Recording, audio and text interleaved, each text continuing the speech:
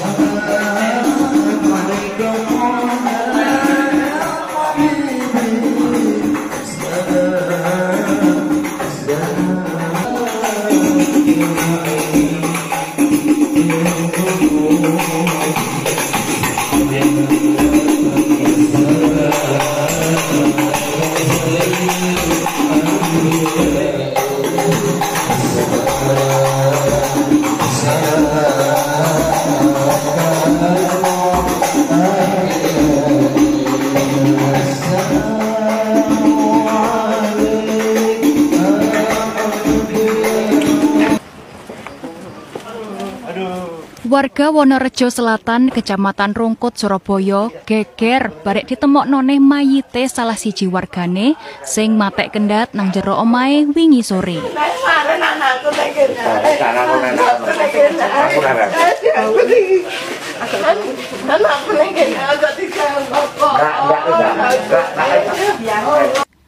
Polisi sing teko nang panggon kedadean sempet dikagetno mbarek tangisan geru-geru wong wedok sing digawa tanggane metu omah. Pas dipriksa njero omahe, tibake mbok ndewor sing nangis iku gak liya emake wong lanang sing matek kendhat. Sakmarine dilakokno olah TKP, mayite wong lanang sing dieruhi jenenge Gede Rajendra umur 30 tahun iki dievakuasi nang ambulan. Kanit Reskrim Polsek Rungkut, Ibtu Joko Susanto ngomong, dibedhek korban sing penggaweane dadi perawat rumah sakit iku nekat kendhat polahe kejiret perkara utang duwe online utawa pinjol. Mari ngono, mayite perawat iku digawa nang kamar mayit Rumah Sakit Dr. Sutomo Surabaya gawe divisum. Sauntara perkara mateni awake dhewe iku sik ditandangi Polsek Rungkut Surabaya. Bagus Setiawan, JTV. Ayo kita bekerja, bekerja apa saja, yang penting halal dan barokah, siang malam terus bekerja. Ada lagunya itu. Silakan ketik di Google, di YouTube, Kerja dan Doa, karya Gus Nur. Jangan lupa like, komen, share. Tuh, ada refnya. Tapi jangan sampai lupa, sholat dan zikir wajib hukumnya, tegakkan sholat pada waktunya, rezekimu berlimpah, rezekimu berlimpah, rezekimu, rezekimu berlimpah. Budaya, ukhuwah, syariat, udah nggak jelas ini, kiamat sudah deket ini kayaknya ini. Nah jadi kita, siapa lagi kalau bukan kita ini yang ngopeni umat, ngopeni rakyat sebisa-bisanya, semampu-mampunya sesuai makom. Ya kita bikin skoci-skoci kecil segoro, ada Mbah Nun, Maiyah gitu kan. Ada atau ada siapa lagi, banyak kok yang ada Ustadz Andri juga.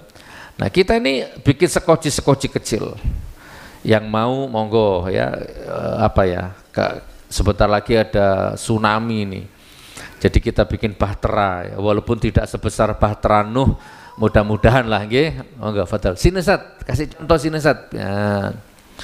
Gitu saudaraku ya, ini yang sini Pak Akhiron sini. Nih masih ada tempat VIP nih. Barakallah, di belakang masih kosong, luas. Nggih. Pangestune. Alhamdulillah. Saya tanya sama sampean ya, ini ada tadi pertanyaan juga, gimana sih sebenarnya cara bernegara menurut syariat itu gimana sih? Kok dibobrok seperti ini? Coba saya tanya sama jenengan. Yang paham politik ya, kita ngomong politik ini, ngaji politik. Yang paham politik itu sebenarnya siapa, saudaraku? Coba kita diskusi. Orang atau partai yang paham politik, ngerti politik, siapa kira-kira? Karena politik ini kan menentukan masa depan kita, masa depan anak cucu kita ini. Yang paham politik siapa kira-kira, Ustaz? Ini ada pertanyaan sederhana.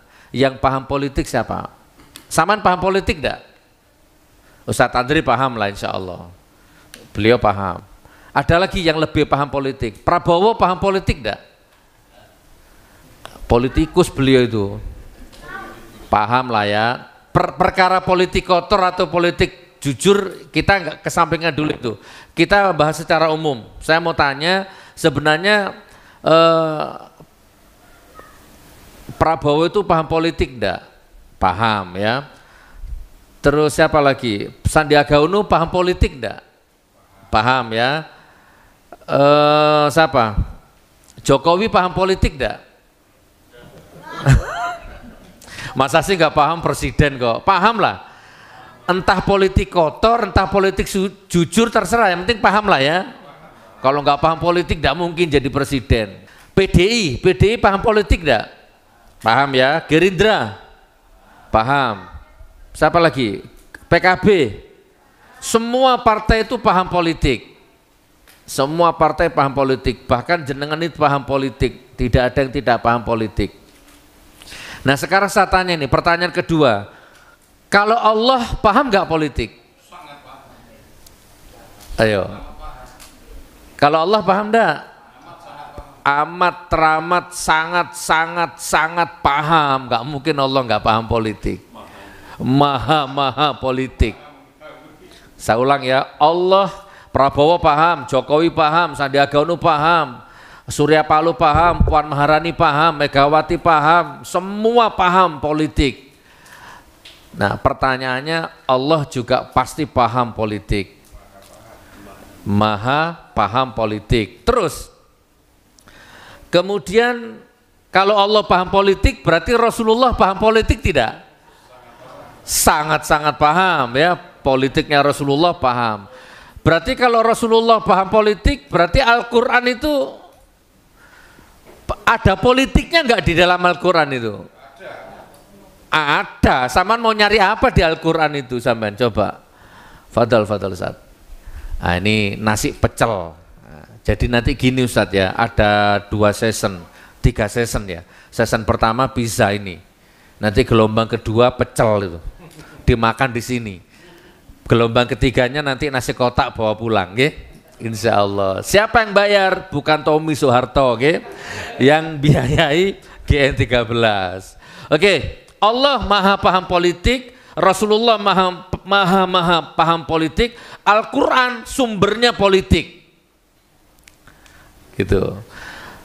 Berarti kalau sampean nanya ke saya, atau saya balik nanya ke jenengan, kalau Al-Quran itu sumbernya politik, kira-kira politik yang bersumber dari Al-Quran, bersumber dari Rasulullah, bersumber dari Nabi Muhammad, dari Allah, kira-kira politiknya baik apa enggak? Baik. Coba kalau kita berkiblat kepada Allah, berkiblat kepada Rasulullah, berkiblat kepada Al-Quran dan hadis, cara berpolitik kita, maka insya Allah tidak akan ada rakyat yang kelaparan. Satu pun, jangankan rakyat, semut nggak akan ada yang kelaparan. Kalau cara berpolitik kita acuannya Allah, Rasulullah, dan Al-Quran. Kan sudah jelas, Al-Quran itu Masya Allah, sudah nggak usah nggak usah diragukan ya. Kemudian kalau Al-Quran sebagai acuan politik, mungkin air ini nggak usah beli, mungkin gratis semua ini, gratis. PLN bisa gratis, nggak akan ada BPJS, nggak akan ada pajak, nggak akan ada BBM mahal kalau politiknya bersumber dari Al-Quran. Maka kenapa kok sekarang seperti ini? Ya, di mata saya kok kacau seperti ini, sakaratul maut, bahkan su'ul khotimah, karena berpolitiknya sistem yang sekarang ini enggak, rujukannya bukan Allah, rujukannya bukan Rasulullah, rujukannya bukan Al-Quran. Setuju enggak? Ayo, silakan kalau enggak setuju dibantah coba. Demokrasi, sekarang yang disembah demokrasi sekarang. Demokrasi itu kan sebenarnya sisi-sisi gelap antara sisi-sisi gelap Eropa antara pemerintah waktu itu dengan gereja kan gitu kan. Ya, itulah dari sisi-sisi gelap dari situ. Maka kemudian seiring perjalanan waktu, mudah-mudahan Ustadz Andri nanti bisa menyempurnakan, maka dipisahlah ya, sekulerisme itu, gereja itu agama, negara itu politik. Jadi jangan dicampur antara politik dan agama gitu kan, lahirlah sekulerisme itu. Nah, tapi kan begini sekarang kondisinya ini, mau naik BBM dan rundingan sama rakyat. Kalau demokrasi itu kedaulatan di tangan rakyat, itu demokrasi. Kedaulatan di tangan rakyat, di tangan manusia lah intinya. Tapi kalau hukum Islam, kedaulatan di tangan Allah. Gitu Pak. Kedaulatan di tangan Allah, diturunkan lewat Rasulullah, diaplikasikan lewat Al-Quran dan Sunnah, baru kita yang ngamalkannya. Nah, itu hukum Islamnya begitu, politik cara Rasulullah begitu. Bukan seperti sekarang ini Pak. Naikkan BBM dasar rundingan sama rakyat, tahu-tahu naik, rakyat setuju apa enggak ngurus, pokoknya naik, begitu naik baru dikasih BLT. Jadi ibarat sama tak cekik ya, sama tak cekik, begitu sama sudah mau mati baru tak kasih oksigen. Itu logikanya begitu, enggak masuk akal saudaraku. Dan BLT itu hanya berapa bulan? 4 bulan atau 3 bulan, kan nggak selamanya. Sementara naiknya BBM-nya selamanya, gitu kan. Politiknya Rasulullah, politiknya Al-Quran dan hadis. Semampu-mampu kita ini, minimal anak istri kita dulu lah. Ya, jadi suami yang jujur, jadi RT yang jujur, RW yang jujur, lurah yang jujur, camat yang jujur. Ya minimal kita dulu ini. Ya, jangan mendolimi orang. Ya, kalau utangnya dibayar, jangan sampai ada utang tidak dibayar. Ya kan, kalau politiknya Allah, riba nggak boleh. Tapi kalau politiknya demokrasi, riba sah. Ya, kalau politiknya Allah, zina nggak boleh. Tapi kalau politiknya demokrasi, laki sama perempuan nggak masalah. Yang penting suka sama suka. Loh, masa sama mau dibawa ke sini? Ya, jangan mau lah. Nah, doakan mudah-mudahan Allah segera tolong Indonesia ini gitu loh ya. Turunkan politikus-politikus yang ada Rasulullah, ada Rasulullah dan ada Allah dan ada Al-Quran di dalam dadanya. Mbuh sopong dulu Pak. Jadi presiden itu berapa Ustaz? 300 triliun apa? Terupdate berapa? Ya, ratusan triliun Pak untuk jadi presiden. Lo gajinya presiden itu lo berapa? Ayo tak calonkan Pak Andri ini orang jujur, harus jadi presiden. Tapi harus ada uang 100 triliun lah. Kemarin 7 triliun, anggaplah 50 triliun. Siapa yang punya uang segitu? Di dalam Al-Quran nggak boleh, nggak ada seperti itu. Maka yang punya uang segitu adalah partai, apa jenenge partai gabung itu? Kalau satu partai nggak cukup Pak, maka koalisi. Nah di belakang partai itu ada bandar, ada cukong, ya, ada orang yang banyak duitnya. Maka Pak Andre, Ustadz Andre jadilah presiden. Untuk menjadikan Pak Andre seorang presiden, menelan biaya kurang lebih 50 triliun umpama. Begitu beliau jadi presiden, apa yang bisa dilakukan Pak Andre? Oh, presidennya hanya jasadnya tok Ustadz Andre, padahal hakikatnya bukan. Hakikatnya yang biayai tadi itu.